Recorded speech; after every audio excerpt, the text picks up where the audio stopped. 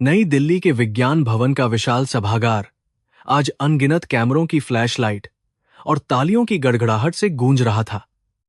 यह वह दिन था जब देश की सबसे निडर महिला आईपीएस अधिकारी अंजलि सिंह को राष्ट्रपति द्वारा वीरता पदक से सम्मानित किया जा रहा था। खाकी वर्दी में सजी अंजलि मंच के बीचों बीच खड़ी थी। उसका चेहरा किसी पत्थर की मूर्ति की तरह भावहीन और सख्त था। उसकी छाती पर टके हुए मेडल रोशनी में चमक रहे थे, लेकिन उसकी आंखों में एक अजीब सी वीरान खामोशी थी जिसे कोई भी कैमरा कैद नहीं कर पा रहा था। वह इस भी में भी खुद को नितांत अकेला महसूस कर रही थी, जैसे यह सफलता उसके लिए कोई मायने नहीं रखती थी। अचानक सभागार के मुख्य द्वार पर एक अजीब सी हलचल हुई, जिसने सुरक्षा कर्मियों और मेहमानों का ध्यान अपनी ओर खींच लिया। वीआईपी सुरक्षा के कड़े इंतजामों के बावजूद एक छोटा सा हड्डियों का ढांचा जैसा दिखने वाला लड़का पुलिस वालों को चकमा देते हुए अंदर घुस आया था। उसके कप्पे चित्थे हो चुके थे, नंगे पैर धूल से सने थे और बाल उलझे हुए थे, जैसे वह कई दिनों से पैदल चल रहा हो। सुरक्षा कर्मियों ने उसे रोकने की कोशिश की, लेकिन वह किसी जंगली जानवर की फुर्ती के साथ उन्हें चकमा देते हुए सीधे मंच की सीढ़ियों की तरफ भागा। वहां मौजूद हर व्यक्ति सांस रोके इस दृश्य को देख रहा था। यह समझ नहीं पा रहा था कि यह कोई हमला है या कुछ और। इससे पहले कि अंजलि के अंगरक्षक उस पर झपटते, वह लड़का मंच पर छा चुका था और सीधे अंजलि के सामने जाकर खड़ा हो गया।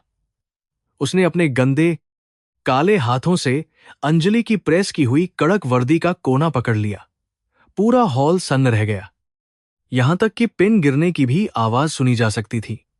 मीडिया के कैमरे अब उस बदहवास बच्चे और देश की चर्चित पुलिस अधिकारी पर टिके थे। अंजलि ने अपनी भौहें सिकोही और उस बच्चे को पीछे हटाने के लिए अपना हाथ उठाया, लेकिन उस लड़के की आंखों में डर का नामोनिशान नहीं था। उसकी बड़ी बड़ी आंखों में एक अजीब सी उम्मीद थी, जिसने अंजलि को पल भर के लिए ठिठकने पर मजबूर कर दिया। लकी ने पास रखे माइक्रोफोन की तरफ अपना चेहरा घुमाया और अपनी फटी हुई आवाज में जो कहा, उसने वहां मौजूद हर इंसान के रोंगटे खड़े कर दिए। उसने पूरे आत्मविश्वास के साथ कहा, पत्नी जी, अब घर चलो। बाबूजी ने कहा है कि अब बहुत हो गया, तुम्हें वापस आना होगा। यह शब्द किसी बम धमाके से कम नहीं थे। एक 8 साल का सार्थक छाप दिखने वाला लड़का देश की सबसे सम्मानित कुंवारी महिला अधिकारी को पत्नी कह रहा था। दर्शकों में कानाफूसी का तूफान उठ खसा हुआ। पत्रकार पागलों की तरह अपनी नोटबुक और माइक संभालने लगे। यह एक ऐसा स्कैंडल था जिसकी कल्पना किसी ने नहीं की थी, और अंजलि को लगा जैसे उसके पैरों तले से जमीन खिसक गई है। अंजलि गुस्से में उस लड़के को डांटने ही वाली थी कि तभी उसकी नड़ लड़के के गले में लटक रहे एक धागे पर पड़ी। वहां एक पुराना जंग लगा हुआ लोहे का ताबीज झूल रहा था, जिसके अंदर एक खास तरह का मोरपंख बंधा था। अंजलि का दिल एक धड़कन चूक गया। यह वही मोरपंख था जो उसने 15 साल पहले गांव के मेले में रघु को दिया था। उसकी सख्त पुलिसिया छवि एक पल में ढह गई और उसका चेहरा सफेद पड़ गया, जिसे वह अपनी जिंदगी से हमेशा के लिए मिटा चुकी थी। वह अतीत आज इस गंदे लड़के के रूप में उसके सामने खड़ा था। दुनिया क्या सोच रही है, इसकी परवाह किए बिना अंजलि की नजरें बस उस ताबीज पर जम गईं। पुलिस स्टेशन का वह विशेष कमरा, जो अक्सर अपराधियों के डर और चीखों का गवाह बनता था, आज एक अजीब सी खामोशी में डूबा हुआ था। अंजलि लोहे की ठंडी कुर्सी पर बैठी थी। उसके सामने मेज के दूसरी तरफ वही 8 साल का लड़का मोहन बैठा था। बाहर मीडिया का जमावड़ा था। पत्रकार तरह तरह की कहानियां गढ़ रहे थे, लेकिन इस कमरे के अंदर वक्त जैसे थम गया था। अंजलि ने अपनी वर्दी की टोपी उतारकर मेज पर रखी और माथे पर आए पसीने को पोंछा। उसकी सख्त पुलिसिया निगाहें उस बच्चे के चेहरे को पड़ रही थीं, जो डरने के बजाय बड़े चाव से पुलिस वालों द्वारा दिए गए बिस्कुट खा रहा था।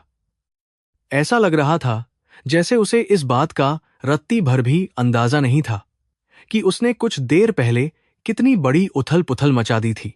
अंजलि ने एक गहरी और भारी सांस ली और अपनी आवाज को जितना हो सके संयत करते हुए पूछा, तुम्हारा नाम क्या है और तुम किस गांव से आए हो? सच सच बताओ। तुम्हें वहां किसने भेजा था? क्या किसी ने तुम्हें पैसे दिए थे? यह नाटक करने के लिए, या तुम किसी गिरोह का हिस्सा हो? मोहन ने खाना रोका, अपने गंदे हाथों को अपनी मैली शर्ट से पोंछा और अपनी बड़ी बड़ी काली आंखों से अंजलि को देखा। उसकी आंखों में एक ऐसी सच्चाई और गहराई थी जो अंजलि के तीखे सवालों को बेमानी बना रही थी। उसने बड़ी मासूमियत से जवाब दिया, मेरा नाम मोहन है और मुझे बाबूजी ने भेजा है। उन्होंने कहा था कि मेरी पत्नी अब बहुत बड़ी अफसर बन गई है, शायद घर का रास्ता भूल गई है, इसलिए उसे याद दिलाना जरूरी है। पत्नी शब्द सुनते ही अंजलि का गुस्सा फिर से उबलने लगा, जैसे किसी ने जले पर नमक छिड़क दिया हो। उसने मेज पर हथेली पटकते हुए कहा, यह बकवास बंद करो। मैं किसी की पत्नी नहीं हूं और न ही मेरा किसी गांव वाले से कोई वास्ता है। तुम्हारे बाबूजी कौन है और वो ऐसा घिनौना झूठ क्यों बोल रहे हैं? मोहन अंजलि के गुस्से से जरा भी नहीं सहमा। उसने अपनी कमर में बंधे एक पुराने तेल से सने कपड़े की गांठ को खोलना शुरू किया। उसकी नन्ही उंगलियां कांप रही थीं, लेकिन उनमें एक अजीब सी दृढ़ता थी। उसने बिना डरे कहा, बाबूजी झूठ नहीं बोलते। वो तो हर रोज तुम्हारी तस्वीर से बातें करते हैं। जब भी उन्हें खांसी का दौरा पड़ता है, वो बस तुम्हारा ही नाम लेते हैं। वो कहते हैं कि तुम दुनिया बचाने गई हो। कपड़े की गांठ खुलने पर एक जंग लगा हुआ पुराना लोहे का संदूक लंच बॉक्स बाहर आया। यह वही संदूक था जिसे गांव के मजदूर अक्सर अपने साथ खेत पर ले जाते थे। उस संदूक की हालत बता रही थी कि उसे बहुत संभाल कर किसी अनमोल खजाने की तरह रखा गया था, भले ही वह बाहर से कितना भी बदरंग क्यों ना हो। अंजलि की नजरें उस डिब्बे पर टिक गईं। उसके मन में एक अजीब सी बेचैनी होने लगी, जैसे वह संदूक उसके अतीत का कोई ऐसा दरवाजा खोलने वाला हो जिसे वह 15 साल पहले हमेशा के लिए बंद कर चुकी थी। मोहन ने धीरे से उस डिब्बे का ढक्कन खोला।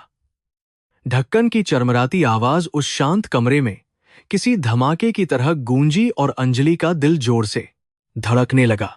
संदूक के अंदर कोई सोने चांदी के जेवर नहीं थे, बल्कि कागज के कुछ पुराने पीले पड़ चुके टुकड़े और रसीदें थीं जो करीने से रखी गई थीं। अंजलि ने कांपते हाथों से एक रसीद उठाई। यह मनी ऑर्डर की रसीद थी। तारीख ठीक 15 साल पुरानी थी और भेजने वाले का नाम रघु था।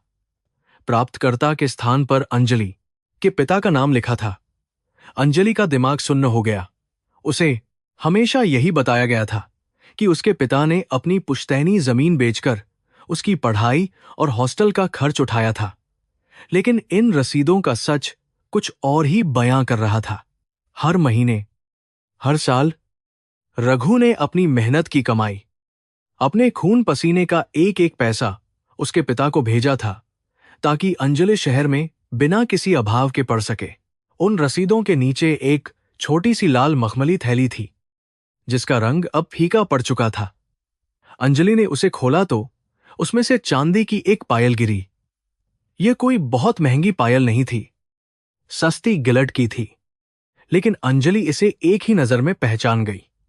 जब वह 16 साल की थी, तब गांव के मेले में उसने इसे पसंद किया था और खरीदने की जिद की थी, लेकिन तब रघु के पास इसे खरीदने के पैसे नहीं थे। अंजलि की आंखों में आंसू भरने लगे। धुंधलाती दृष्टि से वह उस पायल को देख रही थी। वह पायल आज भी वैसी ही चमक रही थी, जैसे रघु ने इसे रोज साफ करके रखा हो। मोहन ने धीरे से कहा, बाबूजी कहते हैं कि जब तुम वापस आओगी तो यह पायल पहनोगी। वो इसे रोज अपने सिरहाने रखकर सोते हैं। लेकिन सबसे बड़ा झटका अभी बाकी था, जिसने अंजलि की आत्मा को झकझोर कर रख दिया।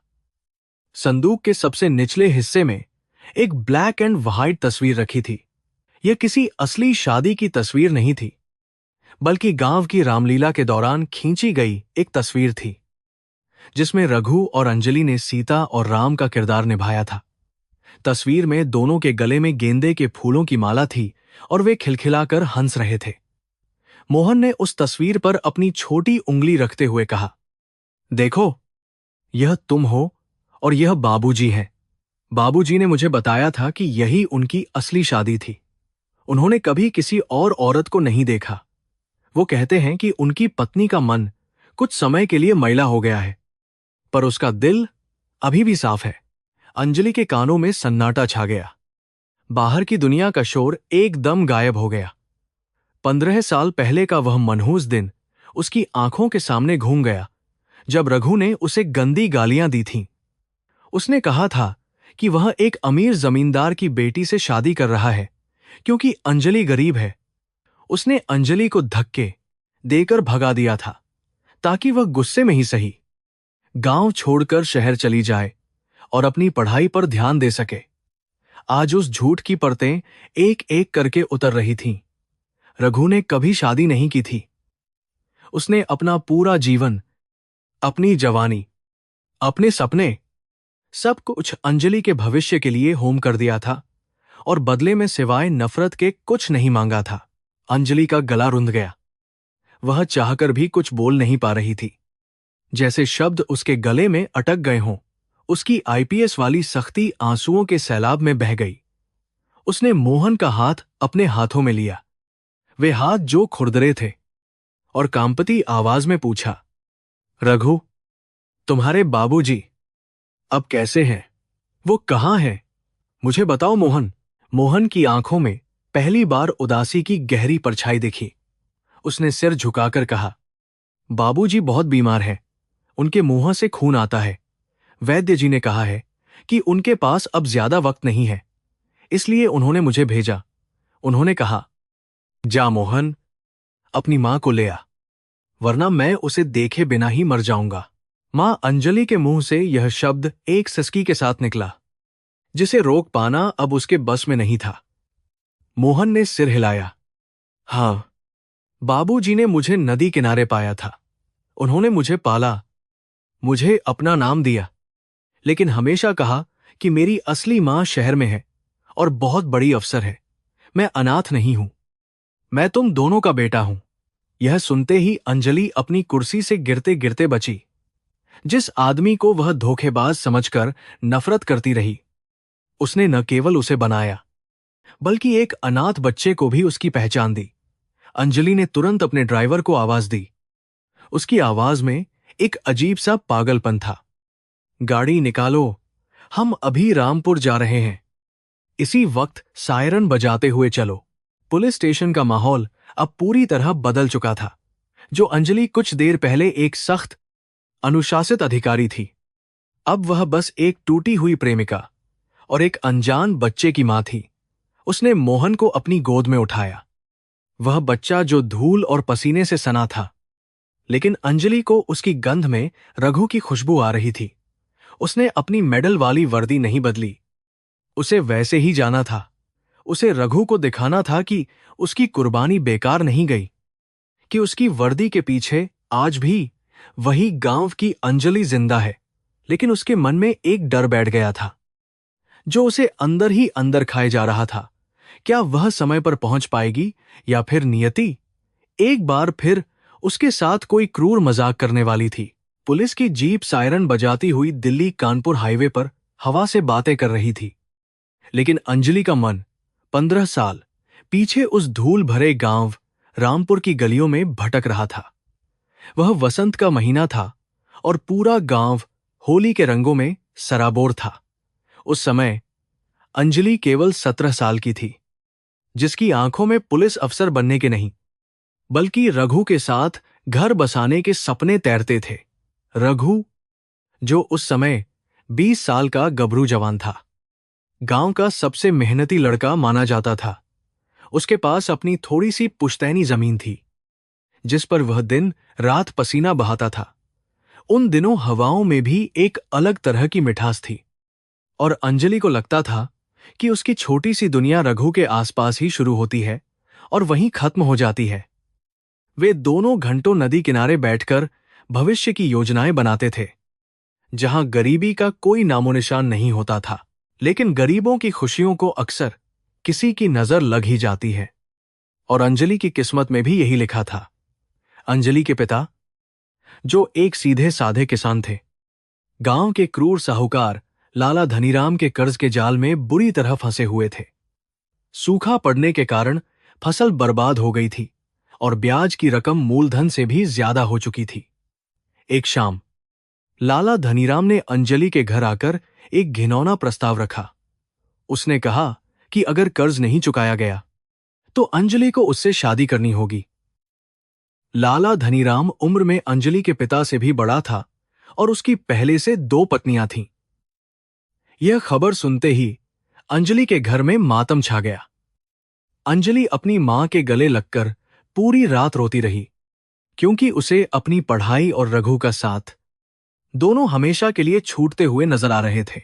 यह खबर जंगल की आग की तरह रघु तक भी पहुंच गई थी। वह जानता था कि अंजलि पढ़ाई में बहुत होशियार है और वह अक्सर कहती थी कि वह बड़ी होकर अपने परिवार की गरीबी मिटाना चाहती है।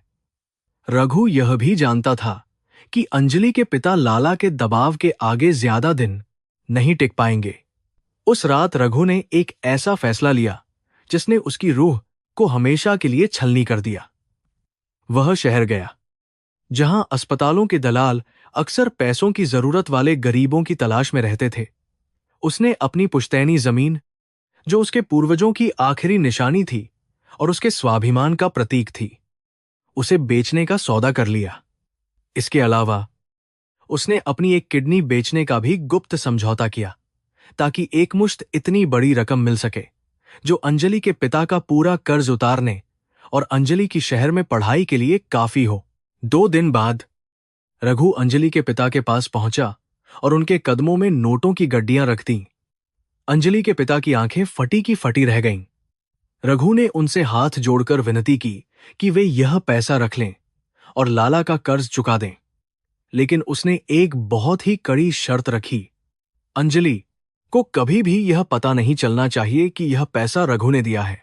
उसने कहा, काका, अगर उसे पता चला कि मैंने अपना सब कुछ बेच दिया है तो वह कभी गांव छोड़कर नहीं जाएगी और नहीं पढ़ाई कर पाएगी। उसे मुझसे नफरत करनी होगी, तभी वह अपने लक्ष्य को हासिल कर पाएगी। अंजलि के पिता, जो अपनी बेटी को बचाने के लिए किसी भी हद तक जा सकते थे, ने भारी मन और आंसुओं के साथ रघु की इस कुर्बानी को स्वीकार कर लिया। अगली सुबह जब अंजलि को पता चला कि कर्ज चुका दिया गया है और उसे आगे की पढ़ाई के लिए शहर भेजा जा रहा है, तो वह खुशी से पागल हो गई। वह दौड़ती हुई रघु के पास खेत में गई, यह सोचकर कि अब वे दोनों शादी कर सकते हैं, क्योंकि लाला का खतरा टल गया है। उसने देखा कि रघु नीम के पेड़ के नीचे बैठा शराब पी रहा था, एक ऐसी चीज जिसे उसने पहले कभी हाथ भी नहीं लगाया था। अंजलि ने उसके पास जाकर उसका हाथ पकड़ना चाहा, लेकिन रघु ने उसे जोर से झटका दिया। अंजलि गिरते गिरते बची और हैरान होकर उसकी तरफ देखने लगी। रघु की आंखें लाल थीं, शायद नशे से नहीं, बल्कि रात भर रोने की वजह से। लेकिन उसने अपने चेहरे पर एक क्रूर मुस्कान ओढ़ रखी थी। रघु ने अंजलि की ओर घृणा से देखते हुए जो शब्द कहे, वे किसी तेजाब से कम नहीं थे। उसने लड़खड़ाती आवाज में झूठ बोला, अरे जा यहां से, तुझे क्या लगा? मैं सच में तो जैसी गरीब और भिखारन लड़की से शादी करूंगा। मेरा प्यार तो बस एक नाटक था, समय बिताने का जरिया। अंजलि को अपने कानों पर विश्वास नहीं हुआ। उसने रोते हुए पूछा कि वह ऐसा क्यों कह रहा है, लेकिन रघु ने अपनी एक्टिंग जारी रखी। उसने कहा, मुझे शहर के पास वाले गांव के जमींदार की बेटी मिल गई है। उसके पास गाड़ी है, पैसा है और बंगला है। तेरे पास क्या है? बस यह फटे पुराने कपड़े और कर्ज में डूबा बाप।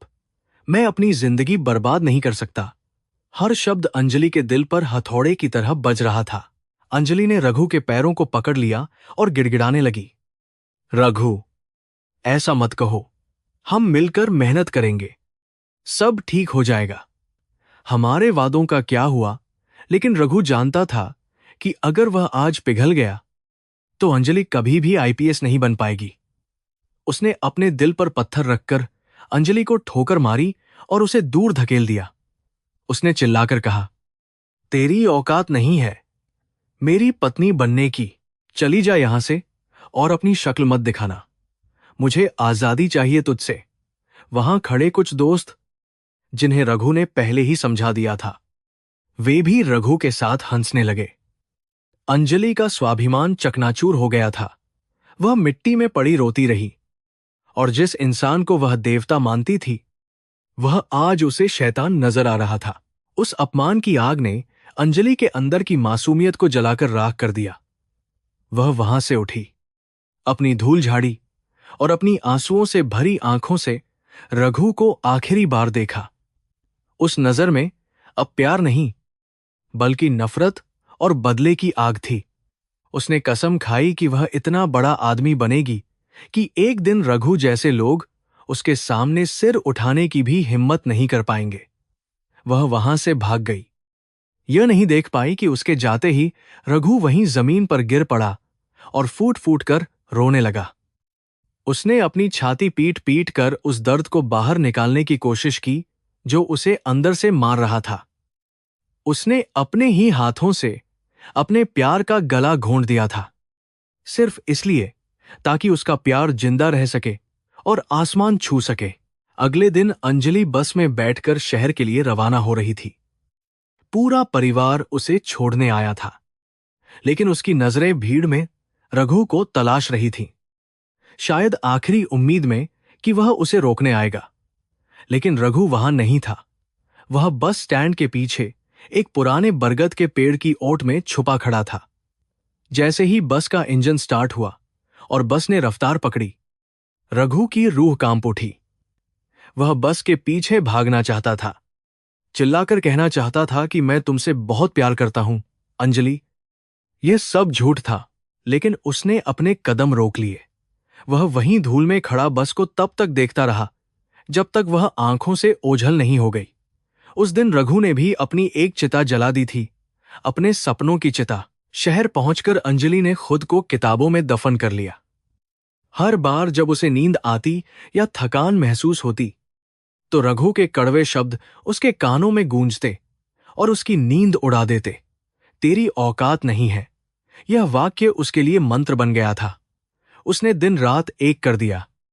न होली मनाई, न दिवाली। उसके दिल का दरवाजा हमेशा के लिए बंद हो चुका था। उसे नहीं पता था कि जिस पैसे से वह फीस भर रही थी, जिस पैसे से वह खाना खा रही थी, वह रघु के शरीर और आत्मा का हिस्सा था। उधर गांव में रघु की हालत दिन ब दिन बिगड़ती गई। किडनी बेचने के बाद उसका शरीर कमजोर हो गया था और जमीन जाने के बाद वह एक साधारण मजदूर बनकर रह गया था। लेकिन उसने कभी उफ तक नहीं की। समय बीतता गया।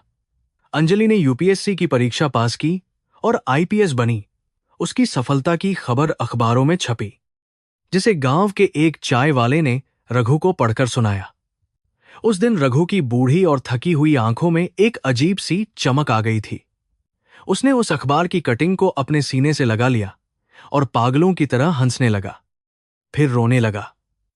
लोग उसे पागल समझने लगे थे, लेकिन उन्हें नहीं पता था कि यह उस सौदागर की जीत थी जिसने अपना सब कुछ खोकर यह कामयाबी खरीदी थी। रघु ने अपनी झोपड़ी में अंजलि की तस्वीर लगा ली और रोज उसकी पूजा करने लगा। वह जानता था कि अंजलि अब कभी वापस नहीं आएगी, और शायद यही उसके प्यार की सबसे बड़ी जीत थी। वर्तमान में वापस लौटते हुए अंजलि ने अपनी आंखों से बहते आंसुओं को पोंछा। पुलिस की जीप अब गांव के कच्चे रास्तों पर हिचकोले खा रही थी। 15 साल का वह गुस्सा, वह नफरत जो उसने इतने सालों तक पाल रखी थी, अब पानी की तरह बह चुकी थी। उसकी जगह अब एक गहरे पश्चाताप और अपराध बोध ने ले ली थी। उसे याद आया कि कैसे उसने अपनी हर कामयाबी का जश्न मनाते वक्त मन ही मन रघु को नीचा दिखाया था, जबकि असल में वह रघु के कंधों पर खड़ी थी। मोहन उसकी गोद में सो चुका था और अंजलि बस यही प्रार्थना कर रही थी कि ईश्वर उसे रघु से माफी मांगने का सिर्फ एक मौका दे दे। क्या नियति इतनी दयालु होगी, या फिर कर्म का यह चक्र अभी और इम्तिहान लेने वाला था? दिल्ली की चकाचौंध और शोर शराबे के बीच अंजलि ने अपने दिल के चारों ओर एक ऐसी दीवार खड़ी कर ली थी जिसे भेदना नामुमकिन था। मुखर्जी नगर के एक छोटे से सीलन भरे कमरे में, जहां किताबों के अंबार के अलावा सांस लेने की भी जगह नहीं थी, अंजलि की तपस्या चल रही थी। उसके टेबल लैंप की रोशनी रात रात भर जलती रहती थी, ठीक उसी तरह जैसे उसके सीने में प्रतिशोध की आग जल रही थी। जब भी उसकी आंखों में नींद का भारीपन आता, उसे रघु का वह क्रूर चेहरा और वे चुभने वाले शब्द याद आ जाते, तेरी औकात नहीं है। यह वाक्य उसके लिए किसी मंत्र से कम नहीं था, जिसने उसे थकने नहीं दिया, जिसने उसे टूटने नहीं दिया। उसने अपने आंसुओं को पसीने में बदल दिया था और अपनी भावनाओं को किताबों के पन्नों में कहीं दफन कर दिया था। उसने कसम खाई थी कि वह इतनी ऊंचाई पर पहुंचेगी जहां रघु जैसे लोगों की परछाई भी उस तक न पहुंच सके। उधर रामपुर में समय का पहिया अंजलि की सफलता की रफ्तार से बिल्कुल विपरीत दिशा में घूम रहा था। रघु, जिसने कभी अपनी हमीन पर शान से हल चलाया था, अब दूसरों के खेतों में दिहाही मजदूरी करने को मजबूर था। एक किडनी निकल जाने के बाद उसका शरीर अब पहले जैसी मशक्कत बर्दाश्त नहीं कर पाता था। वह अक्सर काम करते करते हांफने लगता और कई बार चक्कर खाकर गिर पड़ता। गांव वाले, जो कभी उसकी मेहनत की मिसाल दिया करते थे, अब उसे ताने मारते थे। देखो मजनू को, वे हंसते हुए कहते। बाप दादा की हमीन बेच दी उस लड़की के लिए जो शहर जाकर इसे भूल गई, अब भीख मांग रहा है। रघु इन तानों को चुपचाप पी जाता, क्योंकि वह जानता था कि उसकी बदनामी ही अंजलि की सुरक्षा का कवच है। वह अपनी टूटी फूटी झोपड़ी में अंधेरे में लेटे हुए बस अंजलि की सलामती की दुआ मांगता रहता। अंजलि का चयन जब आईपीएस के लिए हुआ तो वह ट्रेनिंग के लिए हैदराबाद की पुलिस अकादमी चली गई। वहां की कठोर ट्रेनिंग ने उसके शरीर को फौलाद और मन को पत्थर बना दिया। जंगल में दौड़ना, हथियारों को चलाना और अपराधियों के मनोविज्ञान को समझना अंजलि हर चीज में अव्वल थी। लेकिन उसके साथी अक्सर महसूस करते थे कि अंजलि कभी मुस्कुराती नहीं थी। उसकी आंखों में एक अजीब सा सूनापन था, जैसे वह इस दुनिया में होकर भी यहां नहीं थी। वह पार्टियों में नहीं जाती, दोस्तों के साथ गप्पे नहीं लल्लाती। उसकी दुनिया सिर्फ उसकी वर्दी और उसका फर्ज थी। वह उस अंजलि को बहुत पीछे छोड़ आई थी जो कभी मोरपंख देखकर खुश हो जाया करती थी। अब वह मैडम सर थी, जिससे अपराधी थर थर कांपते थे। इसी दौरान रामपुर में रघु के जीवन में एक नन्हा सा तूफान आया। एक तूफानी रात, जब गंगा नदी उफान पर थी, रघु को घाट की सीढ़ियों पर एक लावारिस बच्चा रोता हुआ मिला। वह बच्चा मुश्किल से कुछ महीनों का रहा होगा। भूख और ठंड से नीला पड़ चुका था। रघु ने इधर उधर देखा, लेकिन वहां कोई नहीं था। उसे उस बच्चे में अपनी ही छवि दिखाई दी, अकेला, त्याग दिया गया और दुनिया से ठुकराया हुआ। उसने उस बच्चे को अपनी फटी हुई चादर में लपेटा और अपने सीने से लगा लिया। उस नन्ही सी जान की गर्मी ने रघु के ठंडे पाक चुके दिल में फिर से धड़कन पैदा कर दी। उसने तय किया कि वह इस बच्चे को वह प्यार देगा जो उसे खुद कभी नसीब नहीं हुआ। उसने उस बच्चे का नाम मोहन रखा, वही नाम जो वह कभी अपने और अंजलि के बेटे के लिए सोचा करता था। मोहन को पालना रघु के लिए आसान नहीं था। एक तो वह खुद बीमारी और गरीबी से जूझ रहा था, ऊपर से एक दूध पीते बच्चे की जिम्मेदारी। उसने अपनी बची खुची इतरत भी दांव पर लगा दी। वह लोगों के घर जाकर झूठे बर्तन साल करता, कूहा उठाता, ताकि मोहन के लिए दूध का इंतजाम कर सके। गांव की औरतें उसे ताना मारती कि बिना जोरू के बाप बना फिरता है, लेकिन रघु बहरा बन चुका था। वह मोहन को अपनी पीठ पर लाद कर काम पर जाता। जब मोहन रोता तो रघु उसे अंजलि की कहानियां सुनाता। लेकिन एक परी कथा की तरह वह उसे बताता कि उसकी मां एक बहुत बड़ी मिशन पर गई है, जहां वह राक्षसों से लड़ रही है। मोहन उन कहानियों को सुनकर ही सोता था, अपनी नन्ही उंगलियों से रघु का चेहरा पककर। जैसे जैसे मोहन बड़ा हुआ, उसने अपने आसपास के बच्चों को देखा जिनके पास मां और बाप दोनों थे। वह अक्सर पूछता, बाबूजी, मेरी मां कहाँ है? रघु ने अपनी झोपड़ी के एक कोने में एक लकड़ी के पुराने बक्से पर अंजलि की वह ब्लैक एंड व्हाइट तस्वीर सजा रखी थी। वो उस तस्वीर पर तारे फूल चाहता था। उसने मोहन से कहा, यही तेरी मां है और मेरी पत्नी। बीमारी और अकेलेपन ने रघु के दिमाग पर गहरा असर डाला था। बुखार में तपते हुए वह अक्सर अंजलि से बातें करता। धीरे धीरे उसने मोहन को यह यकीन दिला दिया कि अंजलि वास्तव में उसकी पत्नी है, जो शहर में पुलिस की नौकरी कर रही है और देश की सेवा के कारण घर नहीं आ पा रही। यह झूठ रघु के जीने का सहारा बन गया था और मोहन के लिए एक गर्व की बात। मोहन गांव में एक अजीब बच्चे की तरह बड़ा हो रहा था। उसके कपड़े भले ही फटे होते, लेकिन उसकी बातों में एक अलग ही अखान थी। जब गांव के लड़के उसे लावारिस कहकर चिढ़ाते, तो वह सीना तानकर कहता, मेरी मां पुलिस अफसर है, जिस दिन वह आएगी तुम सबको देख लेगी। बच्चे उस पर हंसते और उसे पत्थर मारते, लेकिन मोहन कभी नहीं रोता। वह घर आकर रघु से शिकायत नहीं करता, बल्कि उस संदूक को खोलकर बैठ जाता जिसमें अंजलि की पायल और रसीदें रखी थीं। वह उन चीहों को छूकर अपनी काल्पनिक मां को महसूस करने की कोशिश करता।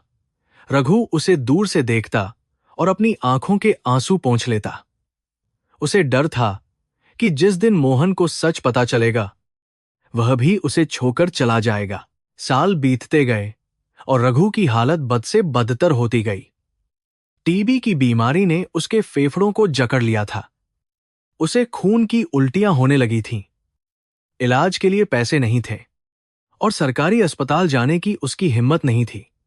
वह जानता था कि उसका अंत निकट है, लेकिन एक चीज थी जो उसे हिंदा रखे हुए थी, अंजलि को एक बार देखने की चाहत। गांव की एक चाय की दुकान पर एक छोटा सा टीवी लगा था। रघु और मोहन अक्सर शाम को वहां खड़े जाते, सिर्फ इसलिए कि शायद समाचार में अंजलि की झलक दिख जाए। और एक दिन वही हुआ। समाचार चैनल पर अंजलि को एक बर्थडे एनकाउंटर के बाद सम्मानित होते दिखाया गया। वर्दी में सजी अंजलि को देखकर रघु की आंखों से झरझर आंसू बह निकले। उसने कांपते हाथों से टीवी स्क्रीन को छूने की कोशिश की, जैसे वह अंजलि को छू सकता हो। मोहन ने जब अपने पिता को रोते देखा और स्क्रीन पर उस महिला को देखा जिसकी तस्वीर वह रो पूछता था, तो उसके बाल मन में एक बात घर कर गई। उसने स्क्रीन की ओर इशारा करते हुए डोर से कहा, बाबूजी, देखो पत्नी जी, वह तो टीवी में है। आसपास खड़े लोग ठहाके लगाकर हंस पड़े। अरे देखो, पागल का बेटा भी पागल निकला। आईपीएस को अपनी मां बता रहा है, किसी ने व्यंग्य किया। रघु ने मोहन का हाथ पकड़ा और उसे वहां से खींच कर ले गया। उस रात रघु को बहुत तेज बुखार छचा और उसने पूरी रात अंजलि का नाम लिया। वह बार बार बड़बड़ा रहा था, मैंने अपना वादा निभाया अंजलि, मैंने तुम्हें जाने दिया, लेकिन अब और नहीं सहा जाता। अब और नहीं। अंजलि की दुनिया में वह अब सुपर कॉप बन चुकी थी। उसने कई बड़े गिरोहों का पर्दाफाश किया था, लेकिन हर कामयाबी के बाद जब वह अपने आलीशान सरकारी बंगले में लौटती, तो सन्नाटा उसे खाने को दौड़ता। उसके पास शोहरत थी, पैसा था, रुतबा था, लेकिन कोई ऐसा नहीं था जिसके साथ वह यह सब बांट सके। उसे अक्सर सपने में रघु दिखाई देता, लेकिन वह रघु नहीं जो उससे प्यार करता था, बल्कि वह रघु जिसने उसे धक्के देकर निकाला था। वह पसीने से लथपथ होकर जाग जाती और खुद को समझाती कि वह उससे नफरत करती है। उसे धरा भी भनक नहीं थी कि जिस आदमी से वह नफरत कर रही है, वह उसकी तस्वीर को सीने से लगाकर अपनी आखिरी सांसें गिन रहा है और एक छोटा सा बच्चा उसे अपनी मां मानकर उसके आने की राह देख रहा है। रघु को अब एहसास हो गया था कि उसके पास ज्यादा वक्त नहीं बचा है। उसे डर था कि उसके मरने के बाद मोहन का क्या होगा। क्या वह भी अनाथ बनकर सखों पर भटकेगा? उसने तय किया कि अब सच को सामने लाने का वक्त आ गया है। उसे अपनी इथरत की परवाह नहीं थी। उसे बस मोहन के भविष्य और अंजलि की माझी की चिंता थी। उसने अपनी खाट के नीचे से वह लोहे का संदूक निकाला और मोहन को अपने पास बुलाया। उसकी सांसें उखड़ रही थीं, आवाज ललका रही थी। उसने मोहन के सिर पर हाथ फेरते हुए कहा, बेटा, अब तेरी बारी है। तुझे अपनी मां के पास जाना होगा।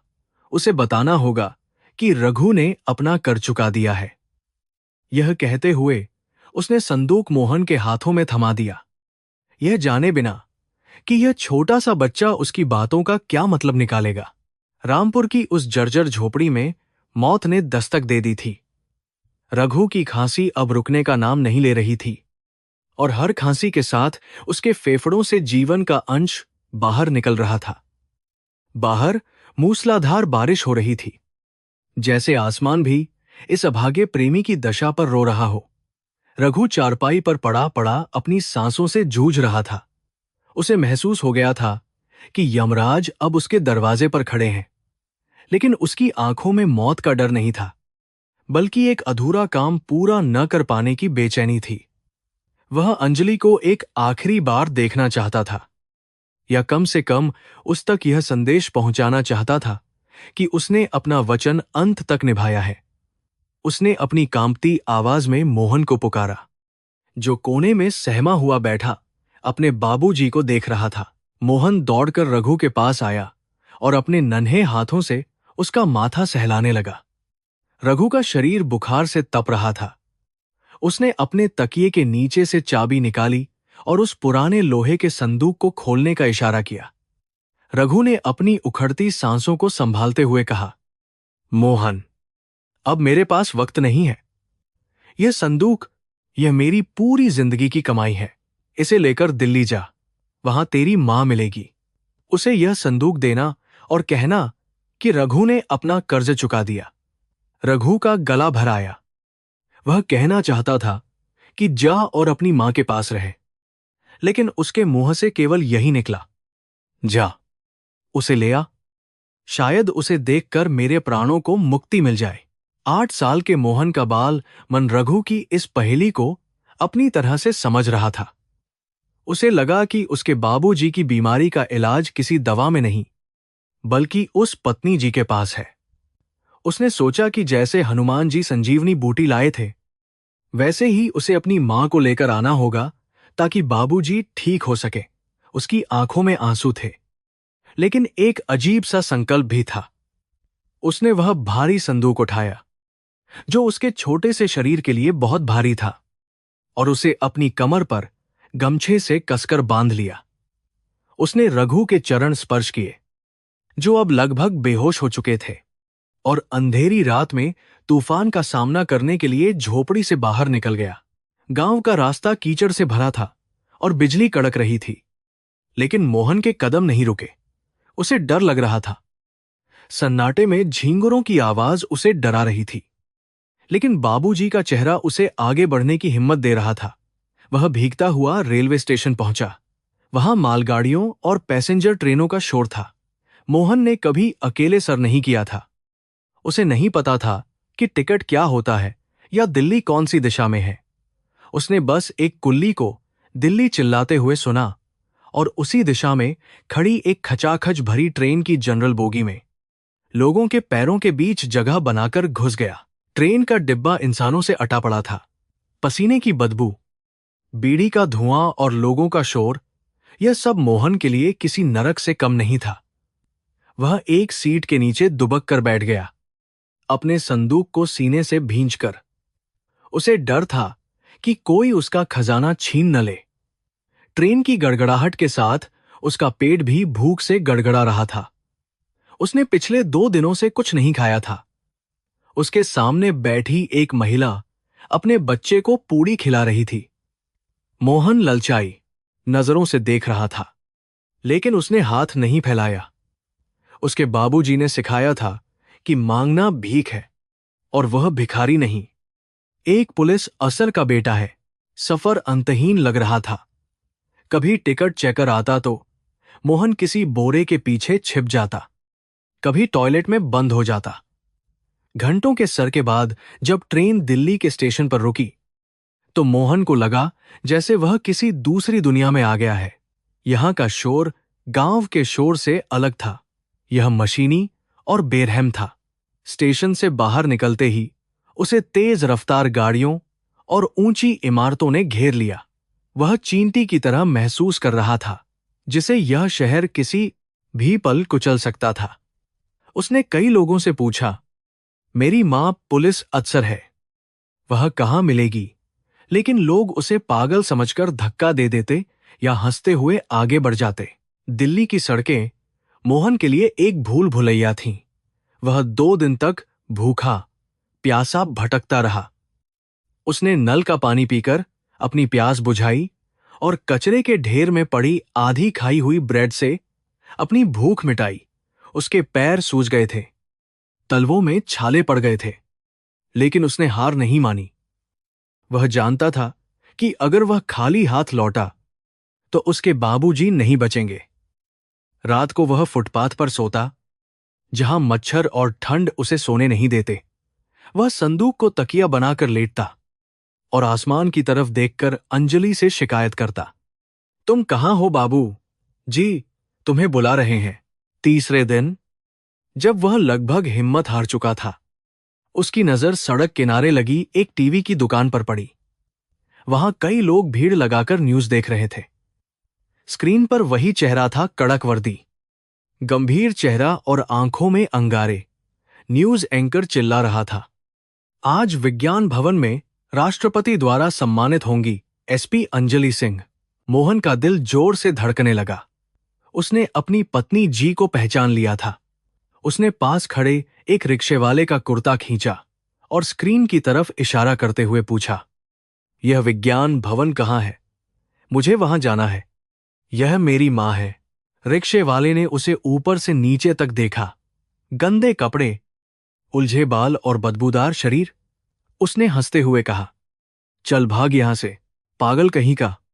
एसपी को मां बताता है, विज्ञान भवन यहां से 10 कोस दूर है, इंडिया गेट के पास। मोहन को 10 कोस का मतलब नहीं पता था, लेकिन उसे दिशा मिल गई थी। उसने अपने नन्हे पैरों में बची खुची ताकत समेटी और दौड़ना शुरू कर दिया। भरी दोपहरी में तपती सड़क पर नंगे पैर दौड़ते हुए उसे बस एक ही धुन सवार थी, पहुंचना है।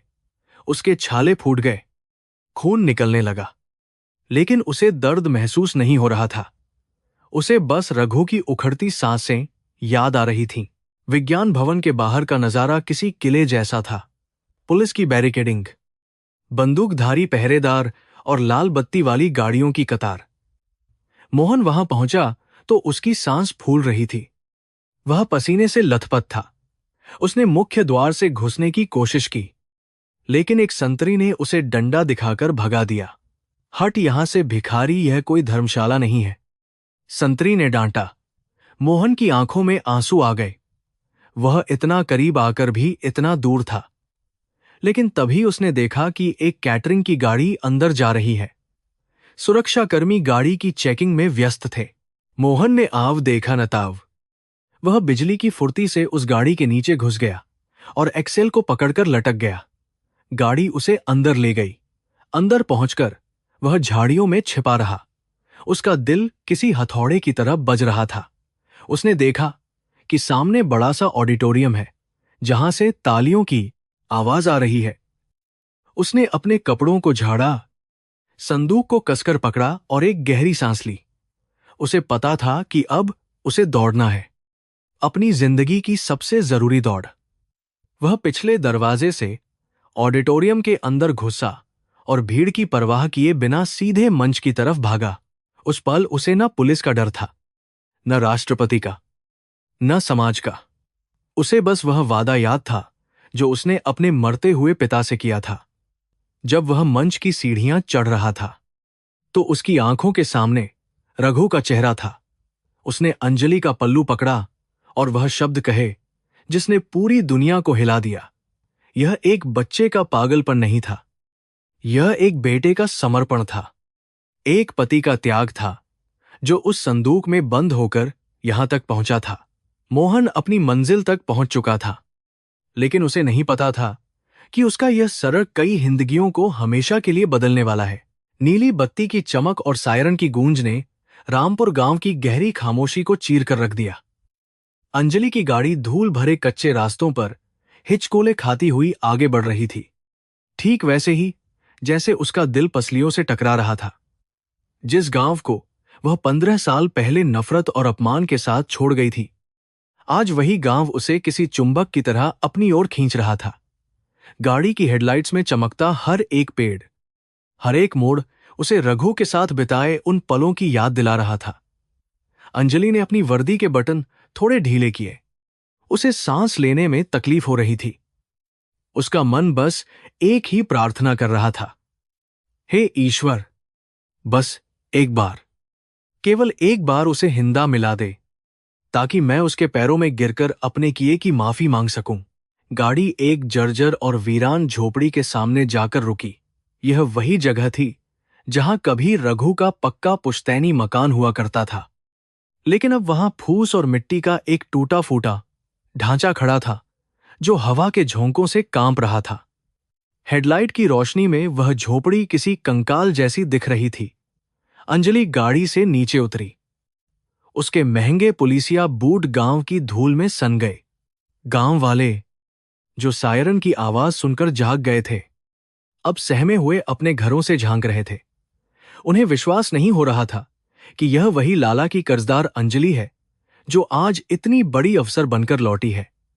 मोहन गाड़ी से कूदकर बाहर आया और चिल्लाया, बाबूजी देखो, मैं मां को ले आया, और अंधेरी झोपड़ी की तरफ भागा। अंजलि कांपते कदमों से झोपड़ी के अंदर दाखिल हुई। अंदर गहरा अंधेरा और सीलन भरी एक अजीब सी बदबू थी जो अक्सर गरीबी और बीमारी की पहचान होती है। उसने अपने मोबाइल की टॉर्च जलाई। रोशनी की किरण जिस ची पर पजी, उसे देखकर अंजलि की रूह कांप गई। वहां कोई पलंग या बिस्तर नहीं था। जमीन पर कुछ फटे पुराने बोरे बिछे थे जिन पर खून के सूखे हुए धब्बे थे। यह वही जगह थी जहां रघु अपनी आखिरी सांसों से लड़ा था और तड़पा था। कोने में एक टूटी हुई खाट थी, लेकिन वह खाली थी। अंजलि का दिल बैठ गया। एक ऐसा सन्नाटा वहां पसरा था जो मौत के बाद ही आता है। मोहन इधर उधर देख रहा था और बार बार पूछ रहा था, बाबूजी कहाँ गए? तभी अंजलि की नजर कमरे के एक कोने में बने एक छोटे से कच्चे चबूतरे पर पड़ी। वहां किसी भगवान की मूर्ति नहीं थी, बल्कि अंजलि की ही एक पुरानी धुंधली सी तस्वीर रखी थी जिसे गेंदे के सूखे फूलों से सजाया गया था। तस्वीर के सामने एक तेल का दिया बुझा हुआ पड़ा था।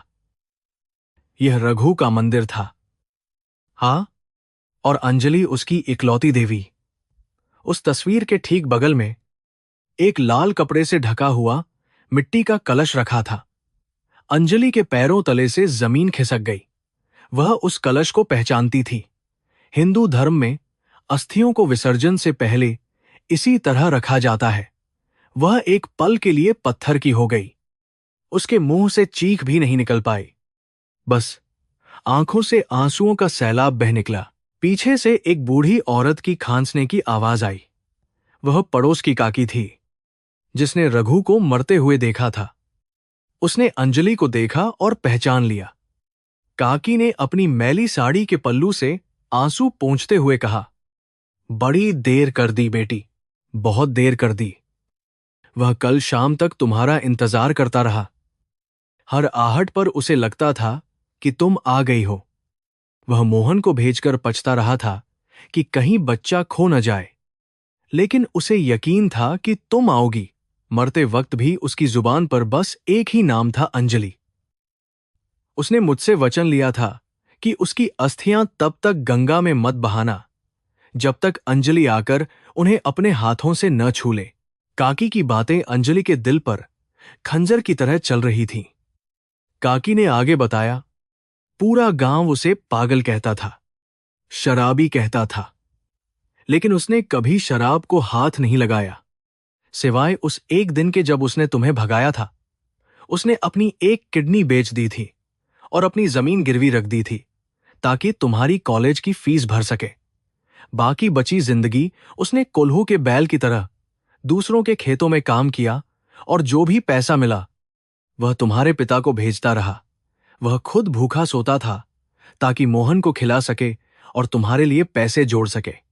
उसने अपनी खुशियों की बलि देकर तुम्हारी कामयाबी की यह इमारत खड़ी की थी बिटिया, और बदले में सिवाय तुम्हारी नफरत के कुछ नहीं मांगा। अंजलि घुटनों के बल जमीन पर गिर पड़ी।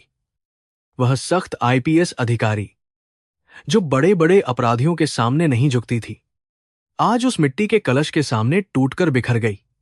उसने कांपते हाथों से उस कलश को अपने सीने से लगा लिया, जैसे वह रघु को गले लगा रही हो। कलश की ठंडी मिट्टी उसे रघु की मौजूदगी का एहसास दिला रही थी। उसके गले से एक जानवर जैसी चीख निकली, रघु उठो, रघु देखो मैं आ गई हूं, तुम्हारी अंजलि आ गई है, मुझे माफ कर दो रघु। मैंने तुम्हें क्या समझ लिया था। उसका विलाप इतना दर्दनाक था कि बाहर खड़े पुलिस वाले और गांव वाले भी अपनी आंखें पोंछने को मजबूर हो गए। उस झोपड़ी की दीवारों ने 15 साल बाद सच सुना था, लेकिन बहुत देर हो चुकी थी। मोहन, जो अब तक चुपचाप खड़ा यह सब देख रहा था, धीरे धीरे समझ गया कि उसके बाबूजी अब वापस नहीं आएंगे और वह लाल कप्पे में लिपटा मटका ही अब उसका पिता है। वह दौड़कर अंजलि के पास आया और उसे लिपटकर रोने लगा। मां, बाबूजी ने कहा था कि तुम आओगी तो सब ठीक हो जाएगा, अब वो बात क्यों नहीं कर रहे। अंजलि ने मोहन को अपनी बाहों में भर लिया। आज उस झोपड़ी में, उस मध्यम रोशनी में 3 रूहें एक हो गई थीं, एक जो चली गई थी और 2 जो पीछे रह गई थी। अंजलि को एहसास हुआ कि उसकी वर्दी, उसके मेडल, उसकी शोहरत सब उस राख के सामने मिट्टी के समान है। उसने रघु को नहीं बल्कि खुद को खो दिया था। पूरी रात अंजलि उस कलश को गोद में लेकर बैठी रही, जैसे कोई मां अपने बच्चे को सुला रही हो। वह रघु से बातें करती रही, पुरानी बातें, माफी और ढेर सारी शिकायतें। उसने रघु की उस तस्वीर को देखा और कसम खाई कि रघु का यह महान बलिदान व्यर्थ नहीं जाएगा। उसने मोहन के सिर पर हाथ रखा और उसकी आंखों में देखा, वही आंखें जो रघु जैसी निश्चल और गहरी थीं। उसने तय कर लिया कि अब यह बच्चा ही उसका जीवन है। रघु ने उसे जो मां का दर्जा दिया था, अब उसे वह निभाना था। सुबह की पहली किरण के साथ उसे एक और काम करना था, रघु की मुक्ति। वही पवित्र गंगा नदी जहां उनका प्यार शुरू हुआ था, वहीं उसे विदा करना था। वाराणसी के मणिकर्णिका घाट पर सुबह की पहली किरण गंगा के पानी को पिघले हुए सोने जैसा चमका रही थी। हवा में अगरबत्ती, चंदन और गेंदे के फूलों की पवित्र महक थी, लेकिन अंजलि के लिए यह हवा बहुत भारी थी। वह घाट की सीढ़ियों पर नंगे पैर खड़ी थी, अपने हाथों में वही लाल कपड़े से ढका मिट्टी का कलश थामे हुए, जिसमें रघु की अस्थियां थीं। उसके ठीक बगल में मोहन खड़ा था, जिसने अपना सिर मुंडवा लिया था और एक सफेद धोती पहनी थी। यह दृश्य किसी भी पत्थर दिल इंसान को पिघलाने के लिए काफी था। एक आईपीएस अधिकारी जो अपनी वर्दी और रुतबे से अपराधियों को डराती थी, आज एक साधारण और शोकाकुल भारतीय नारी की तरह अपने प्रेमी की मुक्ति के लिए गंगा मैया की शरण में आई थी। यहां के शोर शराबे के बीच भी उसके अंदर एक गहरा सन्नाटा था। पंडित जी के मंत्रोच्चार के बीच अंजलि ने धीरे धीरे कलश को गंगा के पवित्र और शीतल जल में प्रवाहित किया। जैसे ही राख पानी में मिली और धारा के साथ बहने लगी, अंजलि को लगा जैसे उसके सीने से मन भर का बोझ उतर गया हो। वह पानी में कमर तक उतरी और हाथ जोड़कर सूर्य देवता की ओर देखने लगी। उसकी बंद आंखों से आंसू बह रहे थे और गालों पर लुढ़क कर नदी में मिल रहे थे। उसने मन ही मन रघु से कहा, तुम्हें मुक्ति मिल गई रघु, लेकिन तुमने मुझे अपनी यादों और एहसानों के बंधन में हमेशा के लिए बांध लिया है। तुम्हारा यह कर्ज मैं 7 जन्मों तक नहीं चुका पाऊंगी। मोहन ने भी अपने नन्हे हाथों से पानी में फूल छोड़े और अंजलि का हाथ कसकर पकड़ लिया, जैसे कह रहा हो कि अब हम दोनों एक दूसरे का सहारा हैं। विधि विधान पूरा होने के बाद अंजलि घाट की सीढ़ियों पर बैठ गई। उगते सूरज को देखते हुए उसे जीवन के सबसे बड़े और कड़वे सत्य का एहसास हुआ। हम अक्सर जिसे अपनी मेहनत और सफलता समझते हैं, वह दरअसल किसी और के मूक त्याग की नींव पर खड़ी होती है। रघु ने उसे साहब बनाने के लिए खुद को मिटा दिया था। समाज की नजरों में वह एक असफल, शराबी और गरीब मजदूर था, लेकिन भगवान की अदालत में उसका कद किसी भी महापुरुष से कहीं ऊंचा था। अंजलि ने अपनी वर्दी के अहंकार को उसी गंगा में बहा दिया था। अब उसके अंदर एक नई अंजलि का जन्म हुआ था, जो दयालु थी, जो कृतज्ञ थी और जो जानती थी कि असली ताकत पद या प्रतिष्ठा में नहीं, बल्कि त्याग और प्रेम में होती है। 2 दिन बाद दिल्ली का वही विज्ञान भवन फिर से मीडिया के कैमरों और पत्रकारों की भीड़ से भरा हुआ था, लेकिन इस बार माहौल में किसी स्कैंडल की उत्सुकता नहीं, बल्कि एक अजीब सा सम्मान और गंभीरता थी। अंजलि मंच पर आई, लेकिन इस बार उसने अपनी पुलिस की वर्दी नहीं, बल्कि एक साधारण सफेद सूती साड़ी पहनी थी। उसकी आंखों में अब वह पहले वाला कठोरपन नहीं था, बल्कि एक गहरी शांति और ठहराव था। उसके साथ मोहन भी था, जिसने अब साफ सुथरे कपड़े पहने थे और अंजलि का हाथ थामे हुए था। पत्रकारों ने सवाल पूछना चाहा, लेकिन अंजलि ने हाथ उठाकर उन्हें शांत रहने का इशारा किया। वह जानती थी कि दुनिया क्या जानना चाहती है। वह उस पत्नी शब्द का जवाब देने आई थी। अंजलि ने माइक को अपनी ओर खींचा और बहुत धीमी लेकिन स्पष्ट आवाज में बोलना शुरू किया। कुछ दिन पहले इसी मंच पर एक बच्चे ने मुझे अपनी मां और पत्नी कहकर पुकारा था। आप सब हंसे थे, तमाशा बना था, और मुझे भी अपनी साख की चिंता हुई थी। उसने एक पल के लिए रुककर गहरी सांस ली, जैसे शब्दों को चुन रही हो। लेकिन आज मैं आप सबको वह सच बताना चाहती हूं जो मेरी सफलता की चमक के पीछे छिपा था। वह आदमी, रघु, जिसने इस बच्चे को भेजा था, उसने कभी मुझसे शादी नहीं की। उसने मेरी मांग में सिंदूर नहीं भरा, मेरे साथ फेरे नहीं लिए, लेकिन उसने वह किया जो शायद कोई पति अपनी पत्नी के लिए नहीं कर सकता। उसने अपना अस्तित्व मिटा दिया ताकि मैं बन सकूं। पूरा हॉल सन्न रह गया। केवल अंजलि की आवाज गूंज रही थी। उसने अपना शरीर, अपनी पुश्तैनी जमीन, अपने सपने सब कुछ बेच दिया ताकि मैं यहां खड़ी होकर यह मेडल पहन सकूं। मेरी हर सांस, मेरी हर कामयाबी उस कच्चे धागे की देन है जो अब टूट चुका है। अंजलि की आंखों से आंसू बह निकले, लेकिन आवाज नहीं कांपी। उसने मोहन को अपने पास खींचा और उसके कंधे पर हाथ रखा। समाज के लिए मैं कुंवारी हो सकती हूं, अविवाहित हो सकती हूं, लेकिन मेरी आत्मा उस आदमी से ब्याह ही जा चुकी है जिसने मुझे बनाया। और यह बच्चा, यह कोई अनाथ या लावारिस नहीं है। यह मेरे प्यार और रघु के महान त्याग की निशानी है। अंजलि ने मोहन के सिर को अपने सीने से लगा लिया। आज मैं, अंजलि सिंह, पूरी दुनिया के सामने और कानून के सामने इसे अपना बेटा स्वीकार करती हूं। अब यह मेरा परिवार है और इसकी अच्छी परवरिश करना मेरी जिंदगी का सबसे बड़ा मिशन होगा। मैं उसे वो सब दूंगी जो रघु को नहीं मिल सका। मोहन ने अंजलि की तरफ देखा और मुस्कुराया। उसे पहली बार अपनी मां की आंखों में वही प्यार और अपनापन दिखा जो बाबूजी की कहानियों में होता था। वहां मौजूद हर शख्स, चाहे वह पत्रकार हो या अधिकारी, अपनी जगह खड़ा होकर तालियां बजाने लगा। यह तालियां किसी मेडल के लिए नहीं, बल्कि उस रिश्ते के लिए थीं जिसका कोई नाम नहीं था, लेकिन जो सबसे पवित्र था। प्रेस कॉन्फ्रेंस खत्म हो गई। अंजलि ने मोहन का हाथ थामा और मंच से नीचे उतर गई। कैमरों की फ्लैशलाइट्स अब भी चमक रही थीं, लेकिन अंजलि को अब उनसे कोई फर्क नहीं पड़ता था। वह जानती थी कि आगे का रास्ता आसान नहीं होगा। एक कुंवारी मां और एक गोद लिए हुए बच्चे को समाज कई सवाल पूछेगा, कई उंगलियां उठेंगी। लेकिन अब उसके पास रघु का आशीर्वाद और मोहन का साथ था। जैसे ही वे दोनों इमारत से बाहर निकले, बाहर सुनहरी धूप खिली हुई थी। अंजलि ने आसमान की तरफ देखा, जहां एक मोरपंख हवा में धीरे धीरे लहराते हुए नीचे आ रहा था। उसे लगा जैसे रघु बादलों के पीछे से मुस्कुरा रहा है। कहानी खत्म नहीं हुई थी, बल्कि कर्म और प्रेम के एक नए अध्याय के रूप में शुरू हुई थी।